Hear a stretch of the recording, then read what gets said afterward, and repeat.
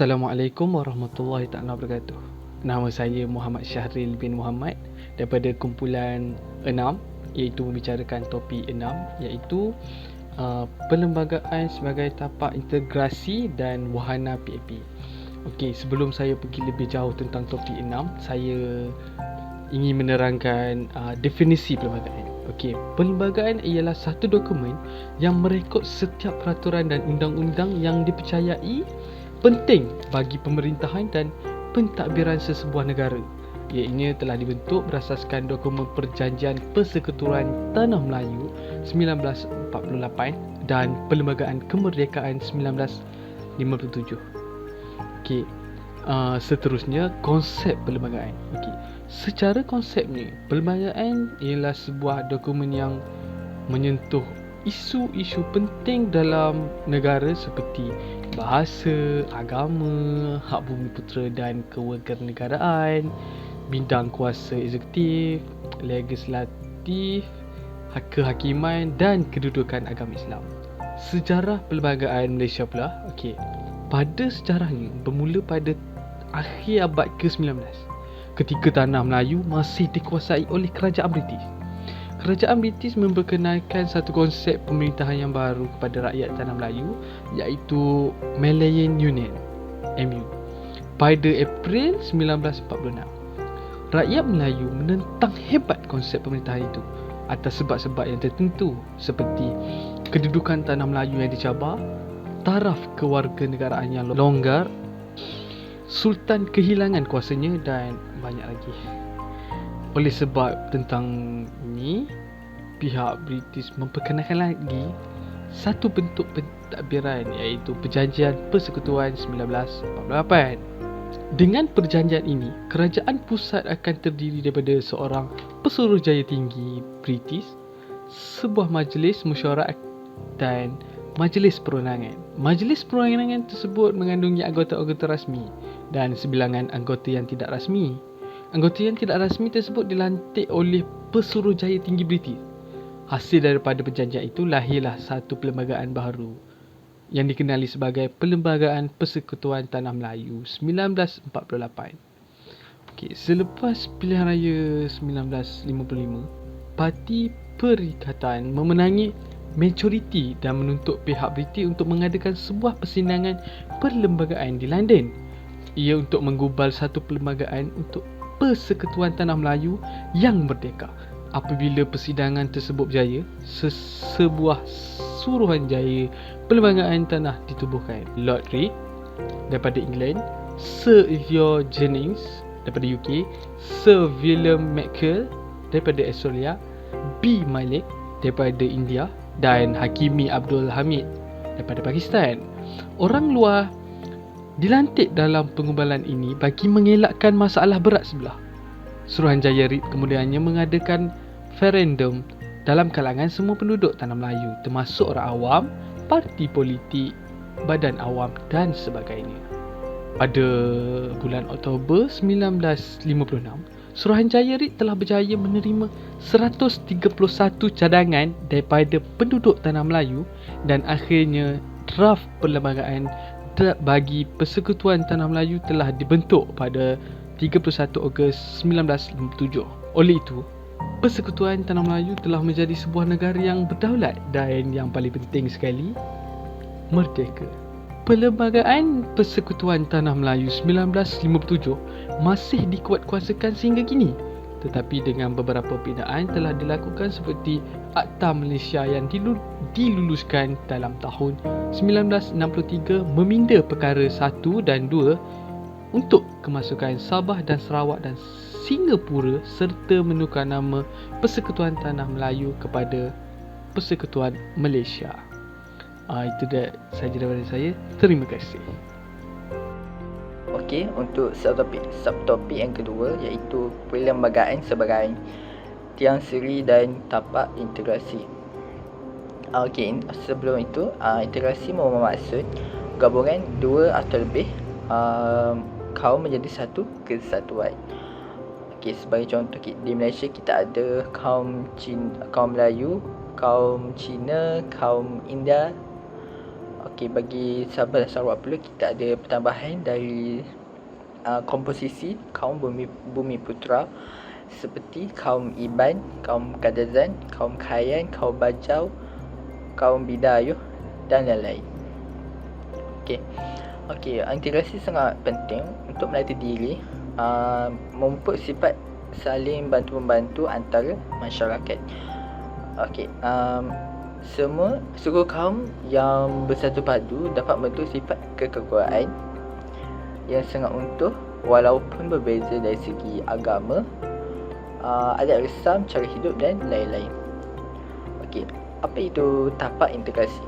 Okey, tapak integrasi ialah sebuah ruang abstrak dan ruang nyata di mana pelbagai pihak yang berbeza etika dan peradaban bertemu dan bersedia mencari persetujuan secara aman dan harmonis tanpa keganasan. Ia wujud daripada pelbagai peringkat seperti peringkat makro, pertengahan dan mikro. Okey, integrasi diperlukan untuk menyatukan kelompok-kelompok masyarakat di Malaysia. Penyatuan kelompok masyarakat yang mempunyai latar belakang berbeza merupakan wadah yang sangat penting untuk memelihara perpaduan rakyat. Okey, perpaduan rakyat yang telah kita kecapi sejak kemerdekaan 31 Ogos 1957 perlulah dikekalkan dengan wadah integrasi. Okey, perpaduan dan penyatuan rakyat penting untuk mengelakkan daripada berlakunya konflik dan masalah yang daripada berlaku. Contohnya macam peristiwa yang menyakit hati seperti peristiwa 13 Mei pada tahun 1969 perlulah diambil iktibar daripada berlaku semula. Okey, peristiwa ini merupakan insiden kerusakan kaum yang berlaku dan merupakan kemuncak masalah perpaduan di Malaysia. Tragedi ini juga telah merenggut nyawa, harta benda dan mempunyai kaitan selepas pilihan raya 10 Mei 1989. Okey, peristiwa ini merupakan satu titik hitam dalam sejarah negara Malaysia. Okey, kesimpulannya, untuk mengekalkan keamanan dan kedaulatan negara, rakyat Malaysia, integrasi perlulah diterapkan dalam masyarakat agar sifat bersatu padu dan saling membantu antara masyarakat tanpa mengira kaum dapat dibantu. Saya akan menerangkan tentang perlembagaan sebagai tiang seri dan tapak integrasi. Integrasi bermaksud gabungan dua atau beberapa kaum menjadi satu kesatuan yang utuh. Sebagai contoh, masyarakat Malaysia yang terdiri daripada kaum Melayu, India dan Cina. Manakala Sabah dan Sarawak terdiri daripada kaum Kadazan, Iban, Kayan, Bajau, Bidayuh dan lain-lain. Kita perlu melatih diri untuk saling membantu. Semua suku kaum harus melatih diri menjadi satu keluarga yang besar dalam sesuatu bangsa. Selain itu, integrasi juga merupakan penyatuan masyarakat berbilang kaum yang berbeza agama, cara hidup, adat resam dan lain-lain. Tapak integrasi pula bermaksud sebuah ruang abstrak dan ruang nyata di mana berbagai pihak yang berbeza etika dan peradaban bertemu dan berikhtiar mencari persetujuan secara aman dan harmonis tanpa keganasan. Ada yang wujud di peringkat mikro, pertengahan dan mikro. Kegunaan integrasi diperlukan untuk menyatukan kelompok-kelompok masyarakat di Malaysia. Penyatuan kelompok masyarakat yang mempunyai latar belakang yang berlainan merupakan aspek yang penting untuk memelihara perpaduan rakyat. Perpaduan rakyat juga penting untuk mengekalkan kemerdekaan negara yang kita peroleh pada tahun 31 Ogos 1957. Perpaduan dan penyatuan rakyat penting untuk mengelakkan daripada berlakunya sebarang pergaduhan atau masalah. Sebagai contoh, peristiwa 13 Mei pada tahun 1969 daripada berlaku semula. Peristiwa ini merupakan insiden kerusakan kaum yang berlaku dan kemuncak masalah perpaduan di Malaysia. Tragedi ini telah meragut nyawa serta harta benda dan mempunyai kaitan yang rapat dengan pilihan raya umum 10 Mei 1969. Merupakan satu titik hitam dan sejarah negara Malaysia. Tegaslah bahawa untuk mengekalkan amanan dan kedaulatan negara, Rakyat Malaysia perlu bersatu padu dan saling membantu antara satu sama lain tanpa mengira kaum, bangsa, agama atau negara. Tajuk yang keempat iaitu tajuk 3 tapak integrasi. Tahap pertama, makro. Peranan kerajaan. Terdapat 3 peranan kerajaan, iaitu yang pertamanya Perlembagaan Persekutuan, yang kedua Rancangan Malaysia, yang ketiga Rukun Tetangga. Peranan yang pertama, Perlembagaan Persekutuan memperakui dan menerima bentuk pembinaan negara bangsa Malaysia yang dipersetujui oleh pemimpin dan pejuang kemerdekaan negara, antaranya Tun Abdul Rahman, Tun Tan Cheng Lock dan Tun V. T. Samberton. Perlembagaan itu dipegang sebagai panduan hidup bernegara dengan aman, damai dan perpaduan.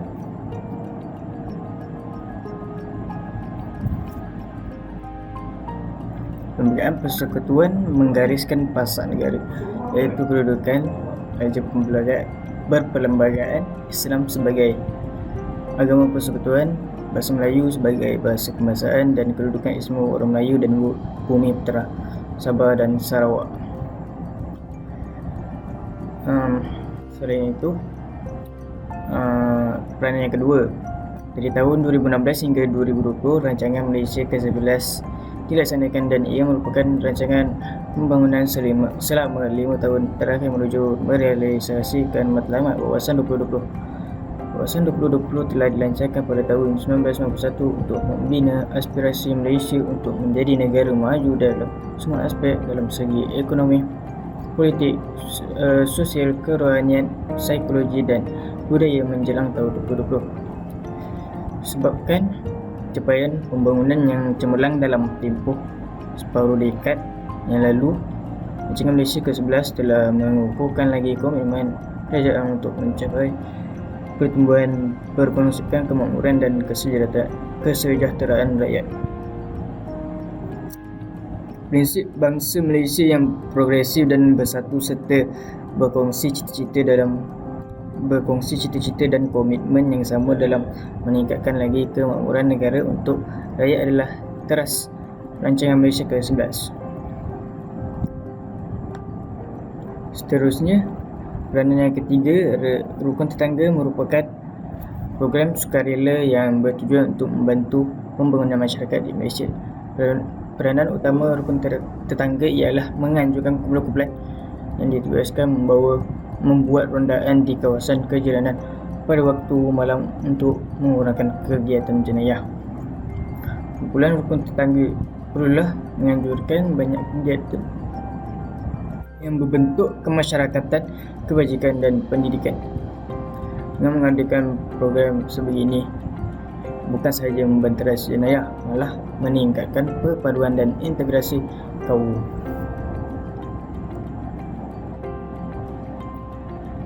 Yang kedua, MESO.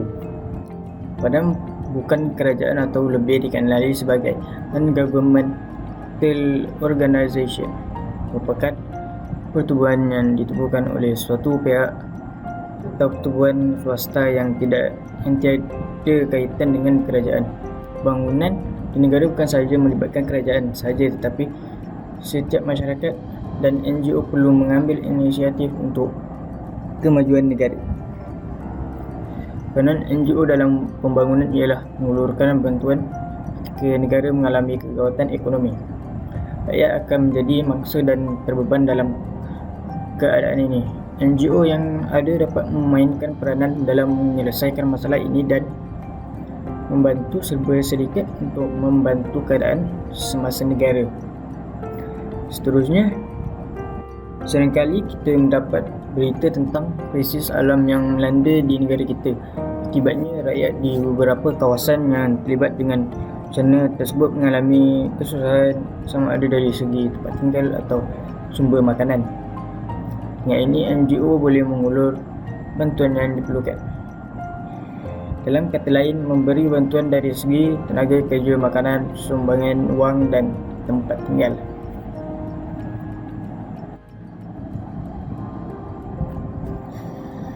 Tahap yang ketiga iaitu mikro. Integrasi membawa maksud sesuatu tahap proses yang sangat kompleks. Dengan ini kita dapat memahami bahawa untuk meningkatkan tahap integrasi bukannya mudah. Integrasi dapat diperkatakan membawa maksud satu proses yang menyatu padukan berbagai kelompok dalam masyarakat melalui satu identiti bersama. 3. Peranan rakyat. Peranan rakyat iaitu penerimaan budaya, bermula dari ibu bapa yang berperanan mendidik anak-anak dalam menerima budaya yang berbilang kaum di negara kita. Yang kedua, rakyat berperanan mengeratkan hubungan antara etnik dan kaum dengan mengadakan rumah terbuka dalam merayakan sesuatu perkara di negara kita. Dan seterusnya, rakyat dalam kalangan ibu bapa berperanan menghantar anak mereka ke sekolah untuk mempelajari ilmu pengetahuan dan juga adab dan etika dalam bermasyarakat di negara kita. Di negara kita, Malaysia, perkahwinan campur antara Melayu, Cina dan India tidak asing lagi kita dengari. Hal ini akan menyebabkan peningkatan tahap integrasi di negara kita yang disebut tahap amalgamasi. Assalamualaikum warahmatullahi wabarakatuh. Nama saya Irfan Hakim bin Zaham dan nombor ID saya EB19276. Hari ini saya akan membentangkan tentang perlembagaan persekutuan, iaitu cabaran tafsiran semasa. Terdapat beberapa cabaran yang perlu dihadapi setelah perlembagaan persekutuan diperkenalkan. Antaranya dalam aspek bahasa, dakwah, tradisi, hak Melayu dan sebagainya. Dalam subtopik ini, kita akan merungkai cabaran-cabaran tersebut dengan lebih terperinci. Yang pertama ialah cabaran dalam penggunaan bahasa kebangsaan dalam pentadbiran kerajaan. Sesebuah negara yang terdiri daripada masyarakat berbilang kaum akan berhadapan dengan masalah untuk mencapai perpaduan. Ini disebabkan perbezaan latar budaya, bahasa, kepercayaan dan lain-lain. Kerajaan telah menyedari kepentingan perpaduan dalam memastikan pembangunan negara. Jadi, bahasa Melayu difikirkan salah satu cara yang akan dapat mencapai perpaduan tersebut. Tetapi, tindakan ini mendapat isu, cabaran dan reaksi yang terpaksa dihadapi dan ditangani dalam usaha untuk melaksanakan pengembangan bahasa kebangsaan. Hampir 10 tahun negara merdeka, perlembagaan telah membuat peruntukan yang menyamatarafkan kedudukan bahasa Melayu dan bahasa Inggeris. Melalui peruntukan ini, jelas bahawa bahasa kebangsaan akan disaingi hebat oleh bahasa Inggeris yang masih mendapat kedudukan yang tinggi. Ini disebabkan terdapatnya golongan yang tidak berkeyakinan terhadap kemampuan bahasa Melayu untuk menggantikan peranan bahasa Inggeris. Sehingga menimbulkan kesulitan dalam melaksanakan bahasa kebangsaan. Seperti contoh, seorang hakim yang tidak mahir dalam bahasa kebangsaan sudah tentu tidak yakin terhadap kemampuan bahasa kebangsaan untuk digunakan dalam persidangan mahkamah. Seterusnya ialah cabaran yang dihadapi oleh perlembagaan persekutuan untuk mengekalkan kelangsungan elemen-elemen tradisi atau elemen-elemen warisan yang begitu dalam tertanam dalam perlembagaan persekutuan dan perlembagaan negeri-negeri.